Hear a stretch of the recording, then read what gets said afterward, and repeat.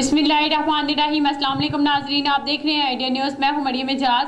साहिवाल से खबर शामिल करते हैं। साहिवाल में लाहौरी जहरीला खाना खाने से 11 अफराद की तशवीशनाक हालत होने पर रेस्क्यू 112 ने डिस्ट्रिक्ट अस्पताल में मुंतकिल कर दिया। मजीद तफसीलात के लिए जानते हैं साहिवाल से ईडीएन के नुमाइंदा की इस रिपोर्ट में। नुमाइंदा ईडीएन न्यूज़ की तफसीलात के मुताबिक साहिवाल में लाहौरी नान चने नाश्ता पॉइंट से जहरीले खाने से 11 अफराद बेहोश हालत तशवीशनाक होने पर रेस्क्यू 112 ने डिस्ट्रिक्ट अस्पताल मुंतकिल कर दिया। वाज़ह रहे कि साहिवाल के अक्सर होटलों पर गैर मयारी और सफाई के नाकिस इंतज़ामात की वजह से ऐसे वाक़यात रोनमा हो रहे हैं जो पंजाब फूड अथॉरिटी की नाकामी का मुँह बोलता सबूत हैं। कल भी कसोवाल में एक होटल से खाना खाने पर 4 अफराद बेहोश हो गए थे।